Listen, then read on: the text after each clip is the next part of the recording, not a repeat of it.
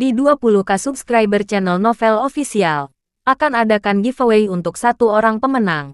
Syaratnya kalian harus subscriber, komen, like, share, supaya kalian bisa terpilih untuk jadi pemenang giveaway. Semoga beruntung bosku. Selamat datang di channel Novel Official. Sebelum kalian mendengarkan novel Pesona Pujaan Hati, jangan lupa like, share, and subscribe. Kalau tidak ku sentil jantung kalian. Hehehehe. Tanpa lama-lama lagi langsung saja kita masuk di alur cerita novelnya. Bab 7451 sampai bab 7460. Setelah mendengarkan dengan saksama penjelasan Salvian Wuben mengenai rencana Tyrion, Brovnen tanpa sadar sedikit mengernyitkan alisnya. Nada suaranya tetap datar saat ia bertanya, mengapa kapal tidak langsung naik di dermaga saja? Kenapa harus repot mencari jalan di tengah laut? Bab novel baru. Salvian hanya bisa menarik napas perlahan dan menjelaskan dengan penuh kesabaran. Tetua, saat ini di Ushuaia, kapal-kapal yang menunggu untuk memasuki lingkaran Antartika hampir semuanya adalah kapal penelitian dari berbagai negara, bukan kapal komersial biasa. Istilahnya, orang-orang yang mampu dan diizinkan menjelajahi Antartika sebagian besar berasal dari negara-negara dengan kekuatan ekonomi dan nasional yang sangat kuat. Jika Anda bertindak gegabah dan langsung naik ke kapal manapun, kemungkinan besar Anda akan terdeteksi, bahkan tidak mengunci atau mengintip. Itu akan menimbulkan risiko yang tidak perlu bagi Anda. Brovnen menjawab dengan tenang, seolah-olah hal itu sama sekali bukan masalah. Itu sederhana. Aku sudah menyarankan, aku bisa menggunakan energi spiritual untuk mengendalikan pikiran mereka dan memaksa mereka menuruti perintahku. Salvian menggeleng pelan dan berkata, mengendalikan pikiran mereka memang bukan hal sulit. Namun, masalah sebenarnya ada pada sistem pengawasan yang ada di mana-mana, mulai dari dermaga hingga ke dalam kapal itu sendiri. Tanpa dukungan internal, kehadiran Anda di dermaga pasti akan meninggalkan jejak. Jika seseorang menemukan sesuatu yang mencurigakan dan menelusuri jalur perjalanan Anda kembali ke Buenos Aires. Lebih buruk lagi, mereka mungkin dapat menentukan lokasi perkumpulan penghancuran King yang berada di sekitar Buenos Aires. Itu akan menjadi ancaman langsung bagi organisasi. Brovnen sejenak terdiam, pandangannya redup, seolah-olah sedang memperhitungkan kemungkinan terburuk. Setelah itu, ia bertanya perlahan, jadi maksudmu, aku bisa menghindari semua masalah itu dengan naik kapal secara diam-diam di tengah laut? Salvian mengangguk tipis dan merendahkan suaranya. Yang saya maksud, kapal manajemen penelitian sangat ketat, dan data pengawasan di dermaga diunggah ke server secara real-time. Polisi Argentina, Departemen Keamanan Dalam Negeri, bahkan peretas yang memiliki backdoor, semuanya berpeluang mengakses data tersebut. Cadangannya berlapis-lapis, jalurnya panjang, dan hampir tidak mungkin dihapus sepenuhnya. Namun, jika kamu naik kapal di laut, kamu tidak akan meninggalkan jejak apapun di dermaga. Setelah berhasil naik, kamu bisa menggunakan energi spiritual untuk mengendalikan kru dan memerintahkan mereka menghapus seluruh rekaman pengawasan kapal setelah kamu mendarat. Kalau kamu ingin benar-benar aman tanpa celah, kamu bahkan bisa memilih waktu yang tepat untuk menghancurkan kapal dan membunuh semua orang. Dengan begitu, semuanya akan terasa lebih sempurna. Brovnen menatapnya dan kembali bertanya, kalau suatu hari nanti aku harus meninggalkan Antartika, apakah aku juga harus naik kapal di laut seperti ini? Salvian menjawab dengan serius. Itu tergantung kapan kalian pergi. Jika kalian berangkat pada musim dingin, waktu yang tersedia kurang dari 1 bulan.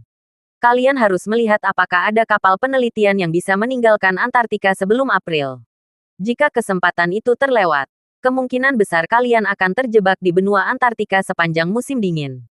Namun, jika kalian menunggu hingga musim panas untuk pergi, semuanya akan jauh lebih mudah. Pada saat itu, akan ada banyak kapal pesiar komersial yang datang dan pergi. Kantor Gubernur Angkatan Darat Kiri kami juga memiliki perusahaan operator kapal pelayaran. Kebetulan, kami memiliki kapal pelayaran ekspedisi kutub yang bisa datang untuk menjemput kalian. Brovnen mengangguk pelan. Ekspresinya tetap tenang namun mantap. Lalu berkata, kalau begitu, kita melakukan saja seperti yang dikatakan Tyrion. Setelah 3 hari penuh mengarungi lautan luas, kapal penelitian Iliad yang membawa Charlie akhirnya berhasil melewati Drake Passage dengan selamat. Kapal itu mengitari semenanjung Antartika, lalu perlahan-lahan mendekati benua Antartika yang tertutup es abadi.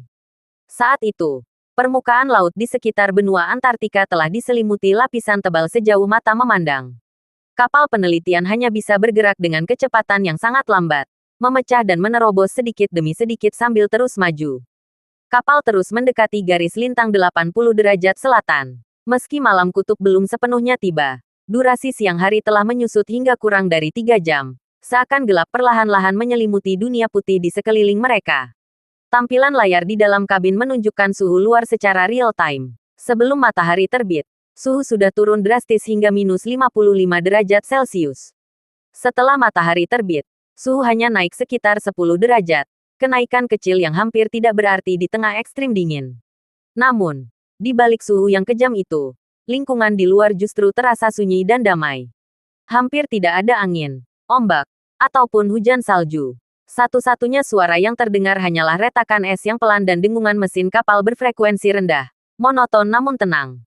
Ketika matahari kembali terbit, daratan Antartika yang tertutup tampak jelas dari balik jendela.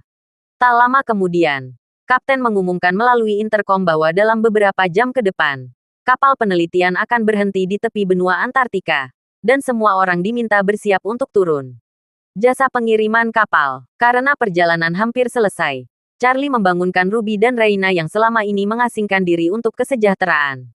Keduanya kembali ke kamar masing-masing, dengan cepat mengemas barang-barang mereka, lalu menunggu kapal berhenti dengan tenang namun penuh kesiapan.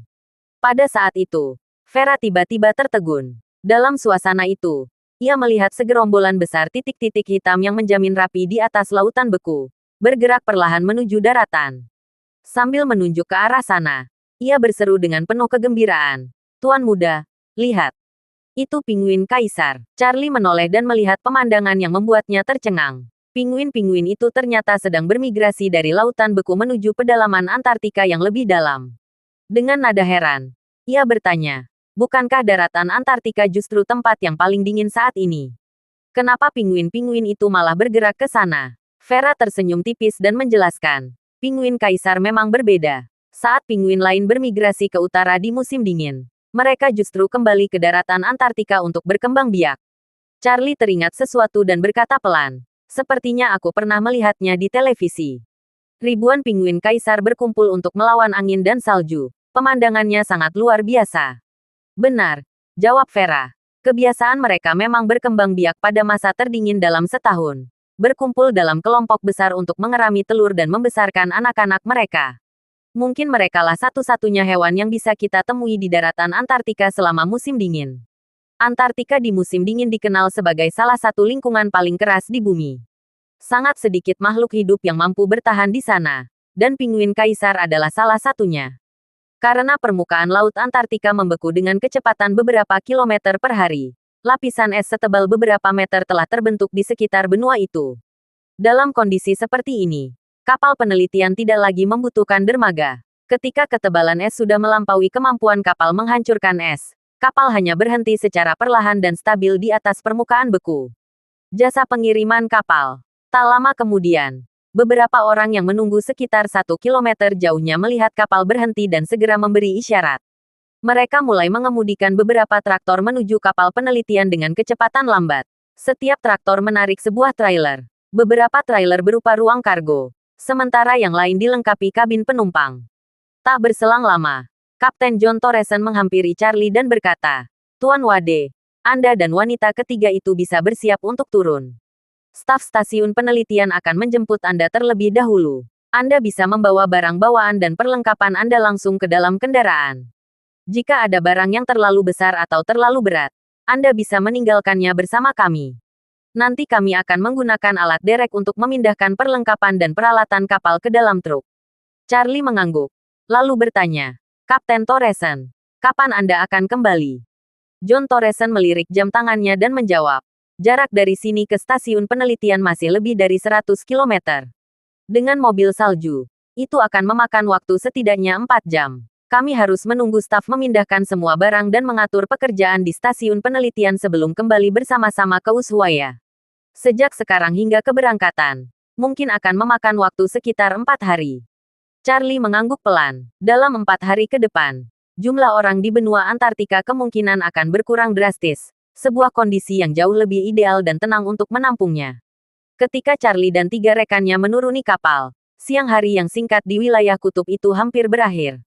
Cahaya di atas matahari perlahan meredup, seolah enggan meninggalkan hamparan es yang membentang tanpa ujung. Di atas lapisan es, sekitar 100 meter dari kapal, 3 anggota tim penelitian kutub Nordik telah menunggu di samping sebuah mobil salju. Angin dingin berembus pelan, membawa aroma khas es tua yang membeku selama ribuan tahun.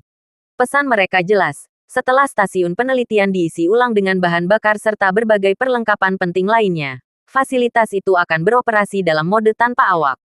Pasokan listrik, sistem pemanas, dan udara di stasiun penelitian akan berjalan secara otomatis dan tetap menjaga kondisi layak huni. Berbagai instrumen pemantauan akan terus mencatat status operasional serta indikator utama seperti suhu, tingkat kelembapan, kualitas udara, dan kadar oksigen secara real-time.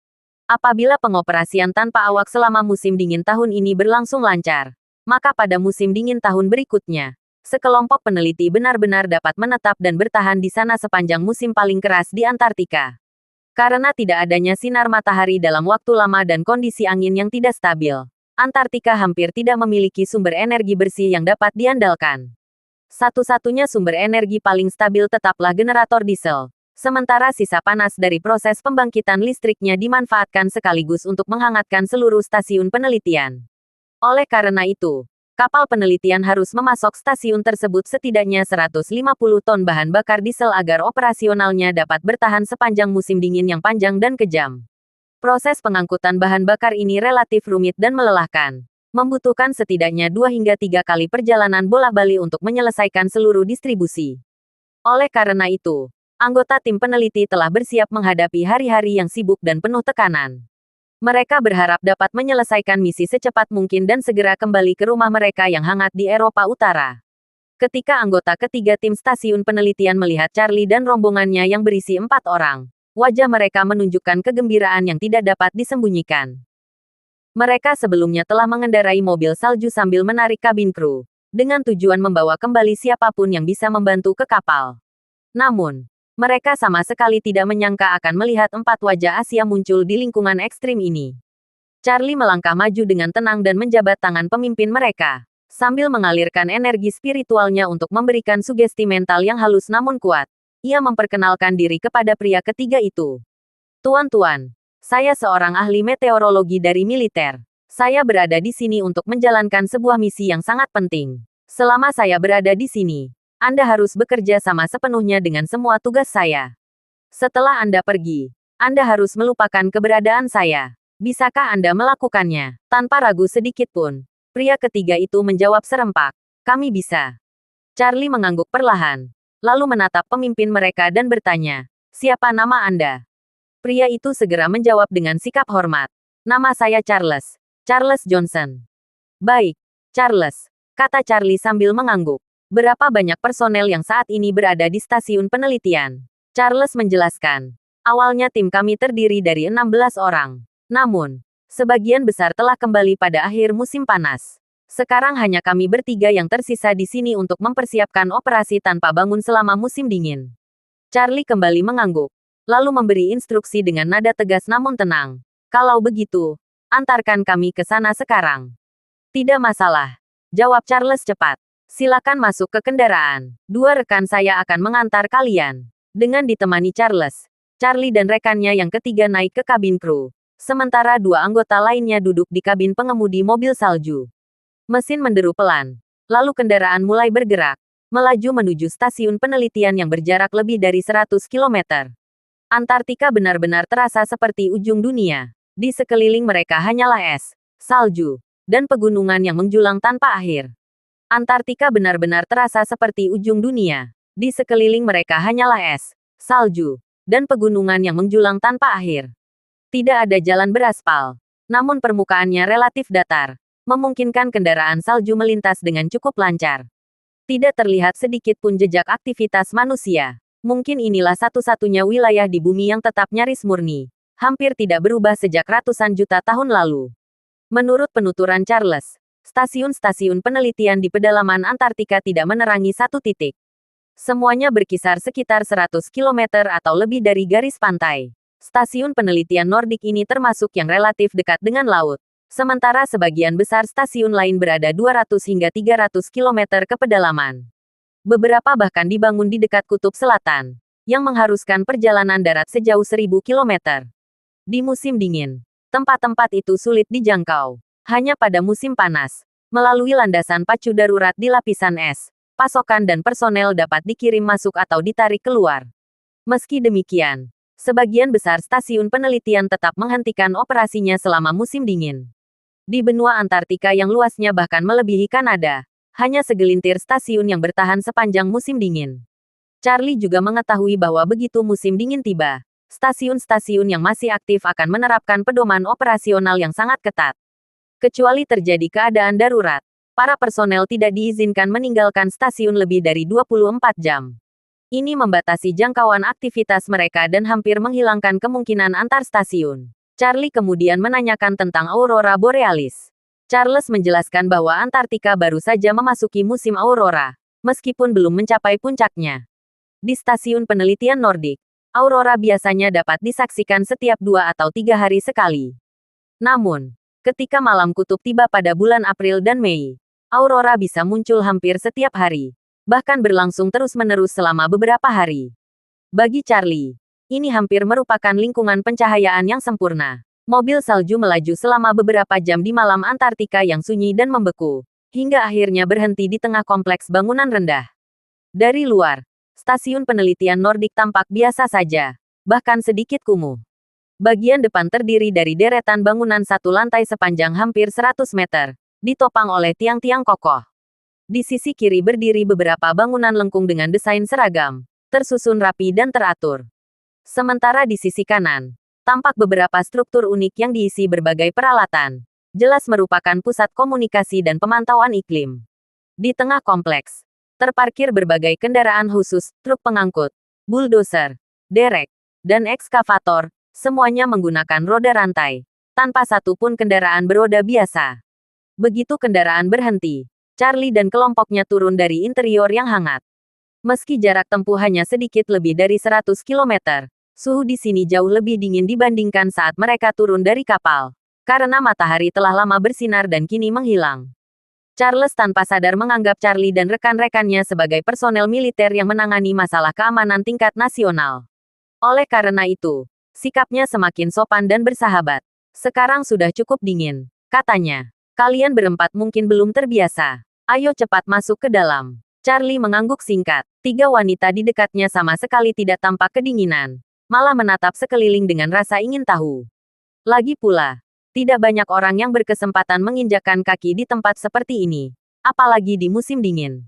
Charlie berkata kepada Charles, bolehkah Anda terlebih dahulu memberi kami penjelasan rinci tentang seluruh stasiun dan cara operasionalnya, termasuk fasilitas perangkat keras dan metode pengoperasian dasar. Charles mengangguk dan mulai menjelaskan.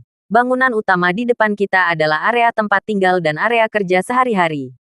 Semua ruangan dilengkapi pemanas lantai listrik, sistem pertukaran udara segar dan pembapan 24 jam, serta sistem produksi oksigen berbasis saringan molekuler, sehingga suhu, kelembapan, dan kadar oksigen tetap stabil.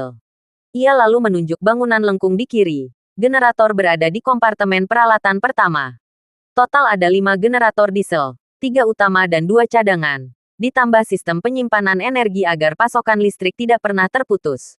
Kompartemen kedua berisi peralatan peleburan es dan penyimpanan udara. Es glasial dilebur perlahan menggunakan panas dan listrik dari generator, lalu dimurnikan, disimpan, dan disalurkan ke seluruh stasiun melalui pipa bawah tanah.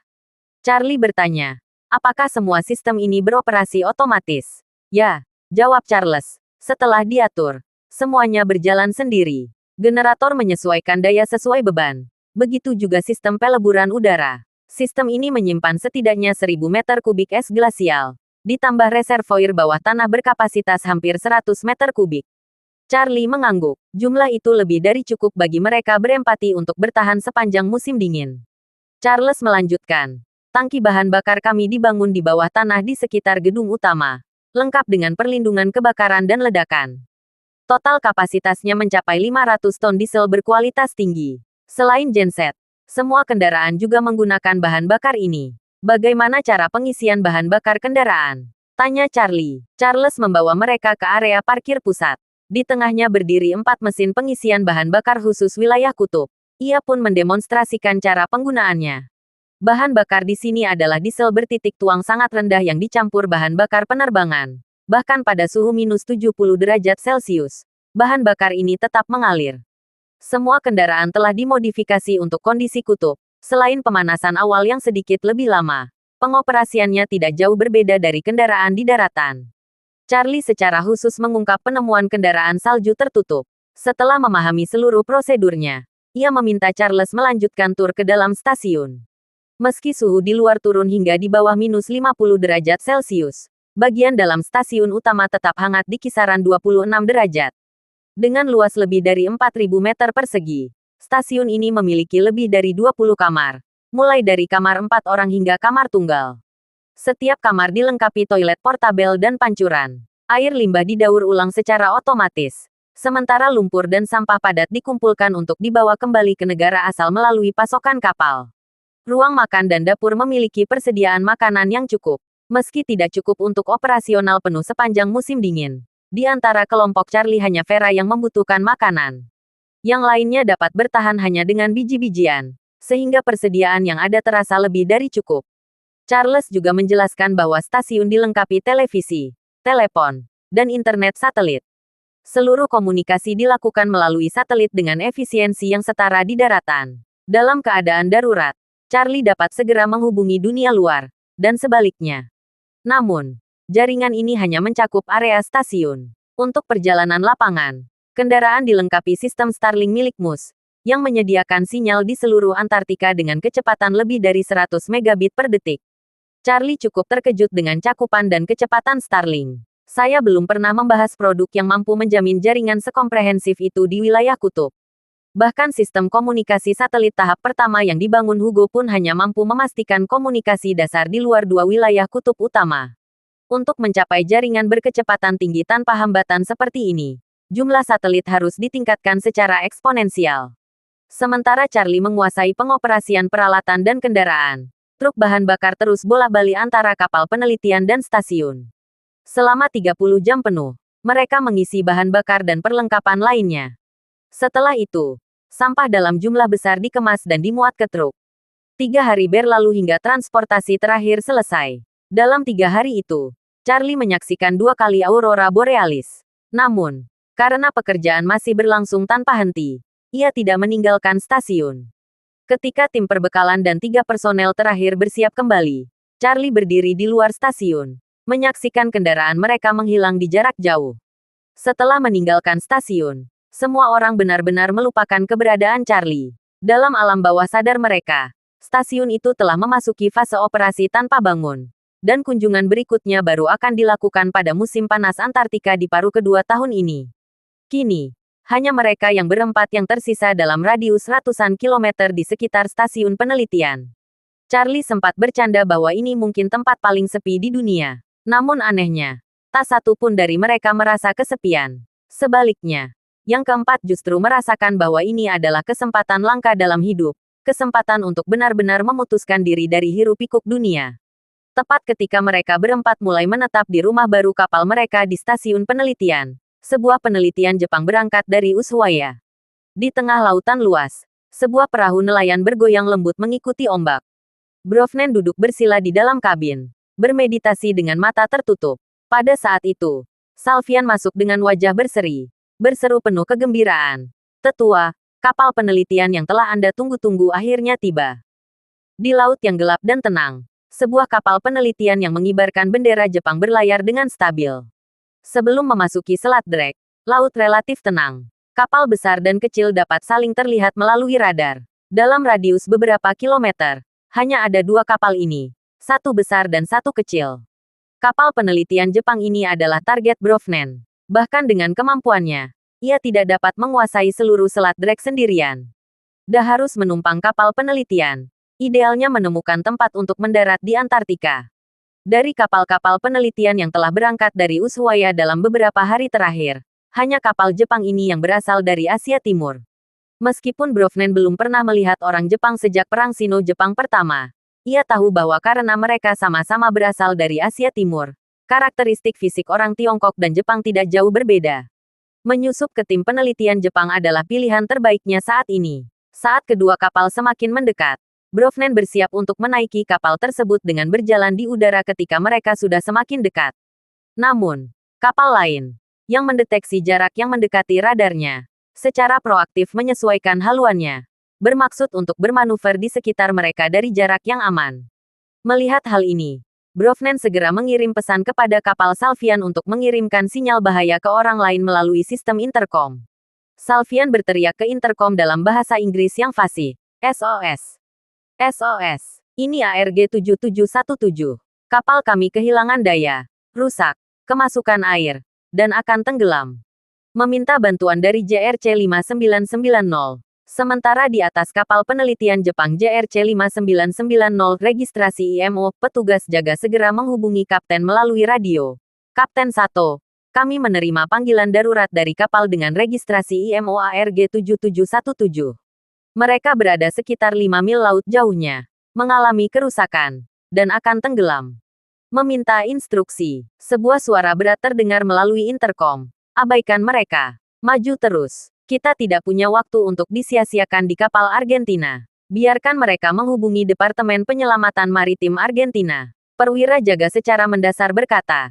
Tapi mereka akan segera tenggelam. Kapten menjawab dengan dingin. Bodoh.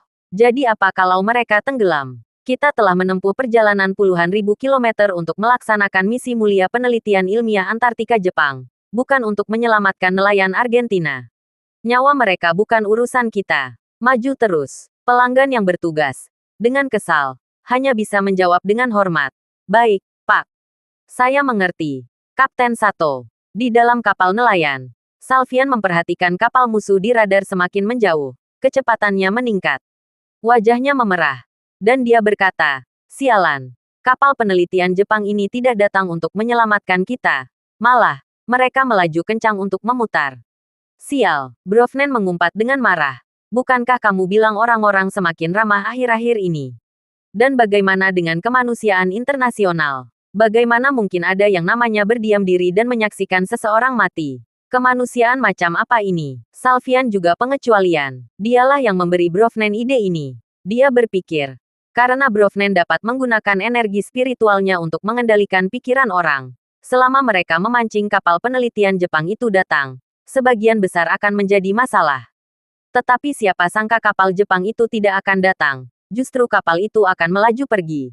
Ini mengabaikan moralitas internasional, tak berdaya. Dia berkata dengan malu, maaf, kapal tetua, saya terlalu meremehkan karakter mereka. Mungkin kita harus menunggu sedikit lebih lama. Kapal penelitian lain akan berangkat malam ini, itu Kanada. Brofnen juga kehilangan kesabarannya. Dia menggertakkan giginya dan berkata, tidak mungkin. Aku tidak akan menelan ini. Maju terus dan kejar mereka. Melihat sikap Brofnen yang teguh, Salvian menelan kata-kata bujukannya dan menoleh ke jurumudi. Berkata, percepat dan kejar. Kapal nelayan yang dibangun Salvian tidak terlihat. Lambung dan sistem penggeraknya telah ditingkatkan secara signifikan. Jika mempercepat laju, mengejar kapal seberat 10.000 ton akan sangat mudah. Jadi, kapal nelayan itu segera melaju dengan kecepatan penuh dan mengejar kapal penelitian Jepang. Ketika mereka kurang dari 1 kilometer dari kapal penelitian, Brofnen mengamati buritan dan merasakan dampak gelombang yang ditimbulkannya pada kapal nelayan. Dia berkata kepada Salvian, baiklah, kamu bisa kembali. Aku akan naik sendiri. Salvian segera berkata, tetua, kapal ini penuh dengan orang Jepang.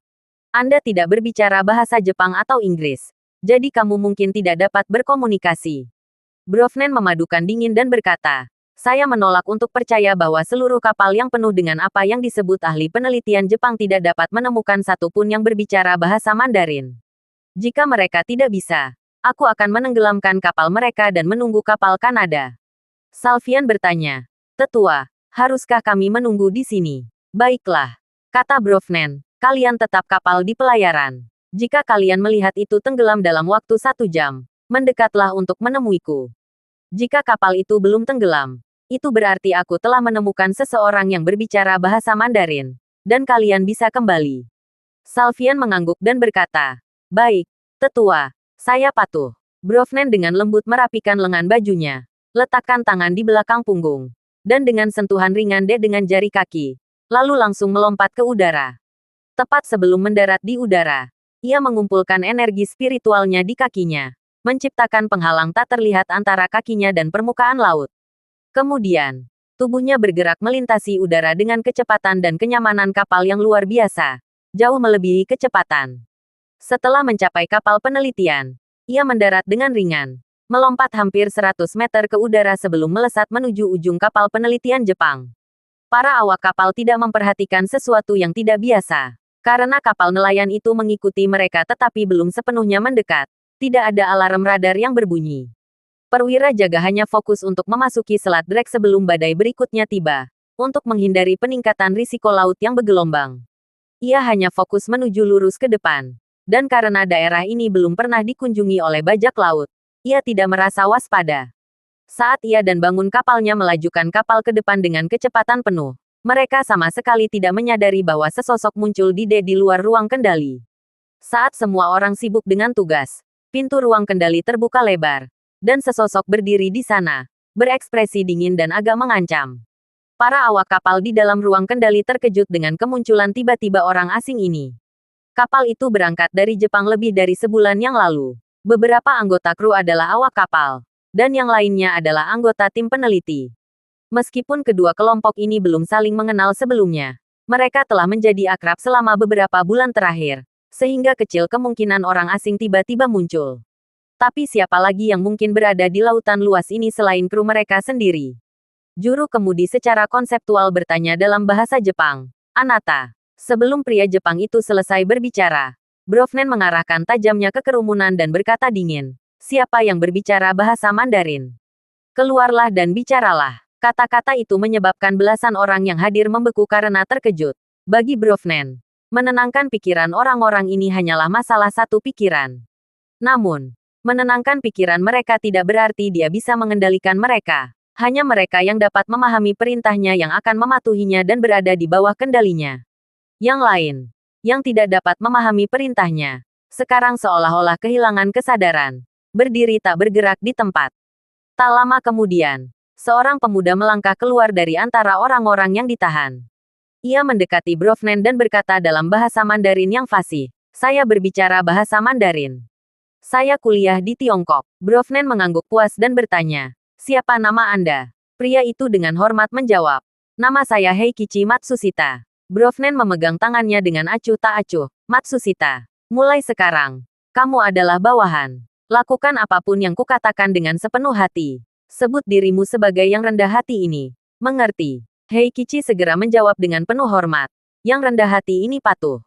Brovnen tertarik dan bertanya, "Bagasi, kapal katakan padaku, berapa banyak orang dimu?" Heikichi berkata, "Ada 26 awak kapal dan 22 anggota tim peneliti." Brovnen mengerutkan kening dan bertanya, "Baru saja ada seseorang yang berteriak minta tolong dari kapal nelayan. Mengapa kamu tidak membantu?" Heikichi dengan cepat menjawab, "Bukannya aku tidak mau membantu. Tapi kapten memerintahkan untuk melaju dengan kecepatan penuh. Aku tidak punya pilihan selain menurutinya." "Kapten," Brovnen bersinar dingin.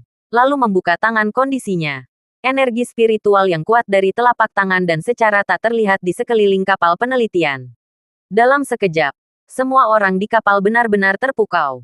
Kemudian, dia menatap Heikichi dan berkata dingin, "Sekarang kamu akan berbicara dalam bahasa Jepang. Membuat semua orang di kapal mematuhi perintahmu dan mengikuti arahmu."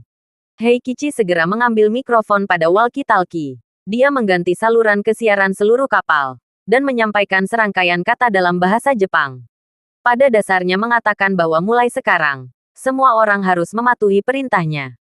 Setelah selesai berbicara, Brovnen menambahkan, "Katakan kepada semua orang untuk melanjutkan pekerjaan mereka seperti biasa. Jaga komunikasi normal dengan dunia luar, dan jangan menunjukkan kelemahan apapun. Orang-orang ini seperti robot yang menunggu perintah, secara dasar menuruti perintah apapun yang diberikan." Oleh karena itu, ketika Heikichi memberi perintah kepada mereka dalam bahasa Jepang, semua orang segera kembali bekerja, seolah-olah tidak terjadi apa-apa. Namun, begitu Heikichi memberi perintah, mereka akan melaksanakannya dengan tenaga kerja. Heikichi sendiri menurut perintah Brovnen. Bagi Brovnen, Hanya dengan menggunakan kemampuan Dwibahasa Heikichi, ia dapat mengendalikan semua orang sesuka hati. Segera setelah itu, ia berkata kepada Heikichi, "Anak buah, gunakan walkie-talkie untuk memanggil kaptenmu ke sini." Heikichi membungkuk dengan hormat, lalu segera mengambil mikrofon dan memberi perintah kepada kapten.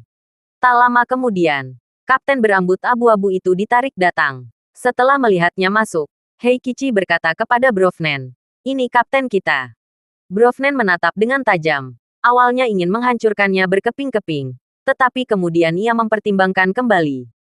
Karena bajingan ini adalah kapten, keahlian profesionalnya pasti sangat baik. Ia masih membutuhkan orang-orang ini untuk bekerja untuknya. Ia tidak mampu membunuh kapten yang paling senior dan berpengalaman. Namun, mengingat bagaimana bajingan ini menolak membantu sebelumnya, Brovnen tidak bisa menahan amarahnya. Jadi ia dengan dingin berkata kepada Heikichi, "Suruh bajingan ini telanjang dan berdiri di haluan sebagai hukuman." Kapten Sato yang sudah tua, di bawah pengaruh sugesti psikologis, dengan sukarela menanggalkan pakaiannya dan berjalan ke haluan di hadapan semua orang. Kapal penelitian itu semakin jauh memasuki selat di malam hari. Suhu semakin turun, meskipun sang kapten membeku, berubah ungu dan kaku. Ia masih berdiri di sana membungkuk seperti patung yang tenggelam, hampir mengerikan. Melihat bahwa ia akan mati karena hipotermia di tengah angin dingin, Brovnen memerintahkan Heikichi untuk membawanya kembali. Ketika sang kapten dibawa kembali, ia sudah kaku. Namun tenang, ia masih bernapas. Setelah suhunya naik, ia tidak akan mati. Brovnen masih merasa kesal dan langsung menyuruhnya kembali ke kabinnya untuk beristirahat. Kemudian ia memanggil Heikichi dan bertanya, "Berapa hari lagi kita sampai di Antartika?" Heikichi dengan hormat menjawab, "Sekitar 3,5 hari lagi." Brovnen berkata, "Carilah cara untuk menguranginya menjadi 3 hari. Aku tidak punya banyak waktu untuk disia-siakan di laut." "Baiklah, Pak." Heikichi setuju tanpa ragu. Pelayaran asli kapal penelitian dan kecepatan yang ditentukan memiliki margin keamanan. Mereka dapat meningkatkan kecepatan sesuai kebutuhan. Mengurangi 3,5 hari menjadi 2 hari hampir tidak mungkin dilakukan. Tetapi menguranginya menjadi 3 hari bukanlah masalah. Jadi, kapal segera melaju dengan kecepatan penuh, menuju Antartika. Sementara itu, di benua Antartika, mengendarai Charlie mobil salju, membawa 3 orang, menuju Bukit Landai di selatan stasiun penelitian Nordik. Aurora Borealis yang megah telah muncul, dan Charlie berencana mendaki bukit untuk melihatnya lebih dekat. Setelah mencapai puncak bukit, ia menelan pil penguat ki, bermaksud untuk sekali lagi mengedarkan rangkaian segel tangan paling awal, menukar energi spiritualnya dengan entitas misterius di dalam tubuhnya. 5 pil yang tersisa adalah jaring pengaman yang ia tetapkan untuk dirinya sendiri. Ia perlu memastikan selalu memiliki 5 tangan segel untuk keadaan yang tidak terduga. Kali ini, kanopi harta karun 4 arah kembali memberikan 16 segel tangan kepada Charlie melalui Aurora, sehingga jumlah total segel tangan Tathagata Matahari Agung menjadi 80. 80 segel tangan Tathagata Matahari Agung secara signifikan meningkatkan efisiensi perolehan energi spiritual secara keseluruhan. Setelah kembali ke stasiun penelitian, Charlie berencana untuk mengasingkan diri untuk sementara waktu. Mengumpulkan energi spiritual yang cukup sebelum menukarkannya dengan segel tangan yang tersisa. Begitu mengasingkan diri, waktu seolah berhenti. Beberapa hari berlalu dalam sekejap mata. 3 hari kemudian, kapal penelitian Jepang berlabuh di tepi benua Antartika. Titik berlabuhnya berjarak sekitar 200 km dari tempat Iliad Nordik sebelumnya berlabuh. Tim peneliti Jepang sudah menunggu di sana. Mirip dengan proses di Iliad, mereka akan terlebih dahulu mengirimkan persediaan sebelum menyelesaikan pertukaran personel. Brovnen mengunjungi Antartika untuk pertama kalinya. Menyaksikan aurora borealis di malam yang panjang dan gelap membuatnya takjub.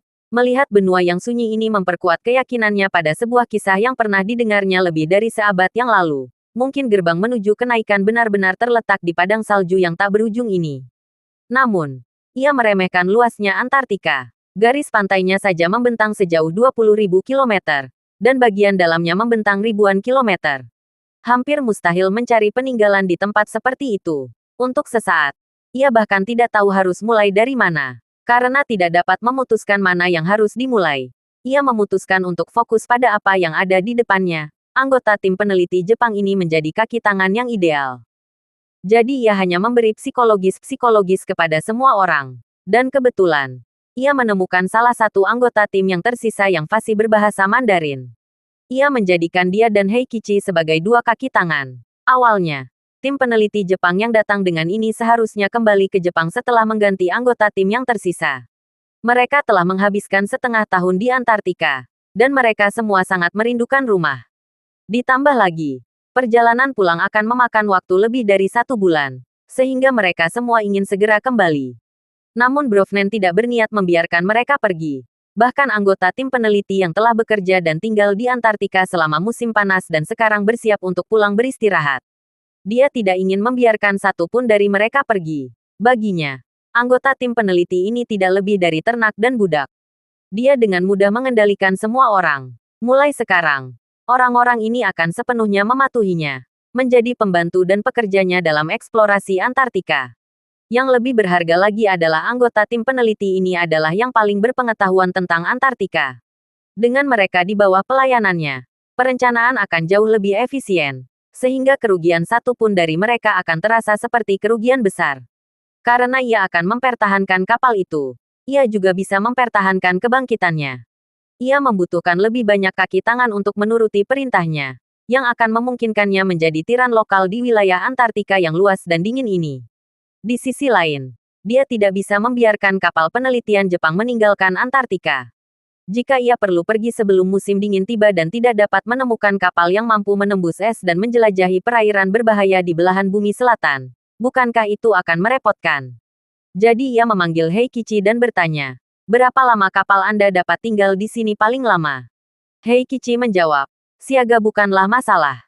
Persediaan kita bisa bertahan setidaknya 6 bulan. Dan bahan bakar kita, tanpa pelayaran panjang, bisa bertahan lebih dari 6 bulan. Namun, jika kapal tetap berada di sini tanpa batas waktu, seiring dengan suhu yang semakin dingin, lapisan es di sepanjang garis pantai akan meluas dan menebal. Jadi ketebalannya melebihi batas kemampuan menghancurkan kita. Kapal mungkin tidak akan bisa bergerak. Kita harus menunggu cuaca yang lebih hangat dan es mencair sebelum kita bisa bergerak lagi." Brovnen mengerutkan kening dan berkata, "Itu tidak akan berhasil. Aku membutuhkanmu untuk selalu siaga di sepanjang garis pantai Antartika. Jika aku membutuhkanmu, kamu harus mencari cara untuk memenuhi persyaratanku." Heikichi berkata dengan patuh, "Itu mudah. Saya bisa mengarahkan kapal keluar setiap hari seiring dengan meluasnya es, selalu berada dalam zona ketebalan es yang terkendali. Dengan begitu, kita bisa langsung merespons kapanpun Anda membutuhkan kapal. Dengan cara ini, kita hanya perlu bergerak beberapa kilometer saja setiap hari, mengonsumsi sedikit bahan bakar dan tetap bertahan lama."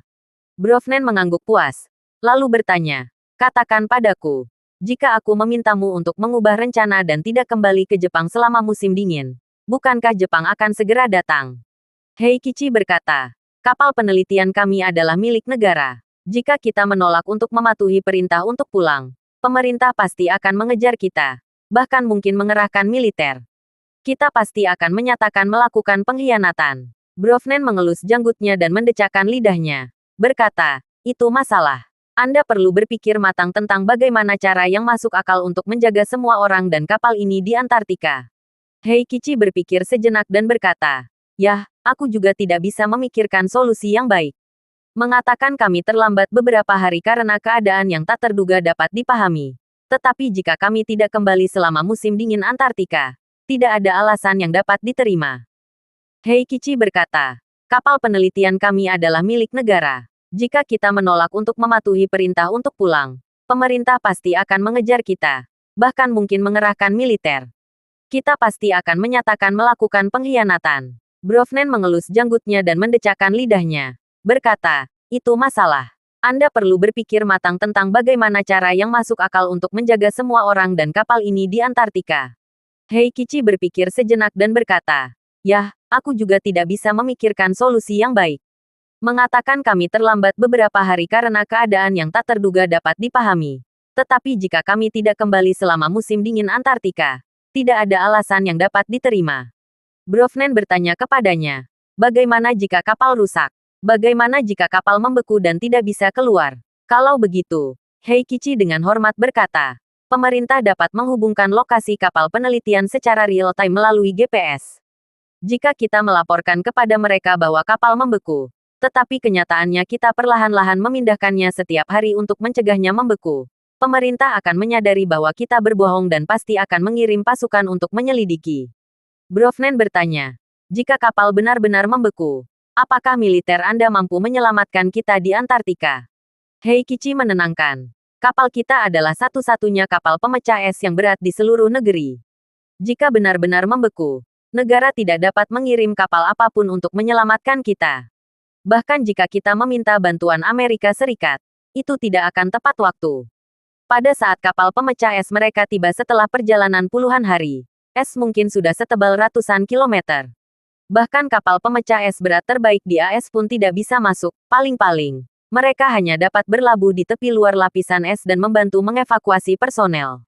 Brovnen mengangguk dan berkata, itu akan mempermudah segalanya. Laporkan kembali ke negara bahwa kapal mengalami masalah mekanis dan perlu diperbaiki.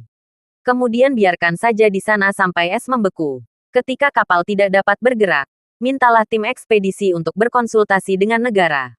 Mari kita semua bersikap bijaksana dan jangan biarkan negara Anda membuang sumber daya untuk datang menyelamatkan kita. Mari kita semua tetap di sini dan bekerja keras. Memanfaatkan kesempatan ini untuk mempercepat eksplorasi Antartika Jepang. Heikichi tentu saja menuruti setiap perintahnya.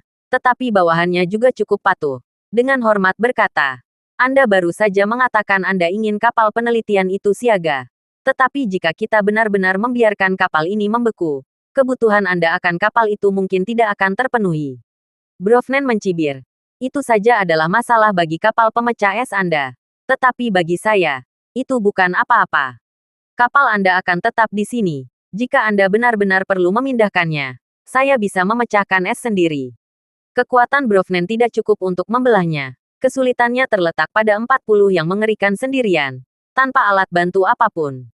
Lingkungan itu, di mana seseorang tidak dapat terbang atau berjalan, hanya mengandalkan energi spiritual untuk melayang, ditambah dengan gelombang yang menjulang tinggi dan angin kencang yang melebihi level 11, akan menghancurkan bahkan bagi Victoria. Oleh karena itu, Brovnen harus meninggalkan kapal ini di Antartika. Oleh karena itu, ia segera memerintahkan Heikichi untuk sengaja menunda pemuatan dan pembongkaran, memperlambat waktu keberangkatan sebisa mungkin.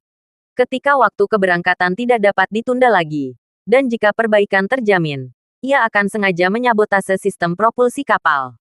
Pada saat itu, es akan membeku beberapa kilometer, bahkan puluhan kilometer jauhnya, dengan ketebalan melebihi 2 meter. Sehingga kapal tidak dapat digunakan meskipun diperbaiki. Untungnya, kapal memiliki bahan bakar dan persediaan yang cukup, pasokan listrik, pemanas, dan udara yang tidak terputus saat diam. Sedangkan untuk stasiun penelitian, tidak perlu khawatir, ada margin keamanan dalam persediaan, dan sejumlah besar persediaan baru telah ditambahkan. Meskipun ada lebih banyak orang, mereka pasti dapat mengatasinya. Selain itu, bahkan jika persediaan habis, Jepang dapat menemukan cara untuk menjatuhkan persediaan dari udara menggunakan pesawat militer. Dan sebagai upaya terakhir, jika semua upaya gagal, tim peneliti dapat hidup hemat, selama mereka tidak mati dan masih dapat bekerja. Lagi pula, Brovnen sendiri tidak perlu makan. Setelah mengambil keputusan, Brovnen memerintahkan Heikichi untuk tetap berada di kapal dan melaksanakan perintahnya. Kemudian, ia memanggil Kikuchi Kohei, anggota tim ekspedisi lain yang fasih menguasai bahasa Mandarin, dan memberikan instruksi.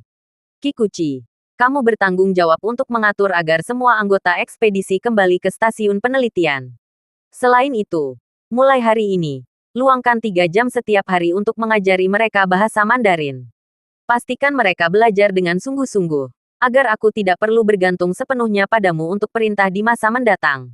Apakah kamu mengerti? Ilmuwan kutub Kikuchi Kohei membungkuk dalam-dalam membentuk sudut 90 derajat dan berkata dengan penuh hormat, tenang saja, saya pasti akan menyelesaikan misi ini.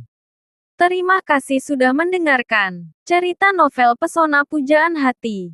Sampai jumpa di novel selanjutnya.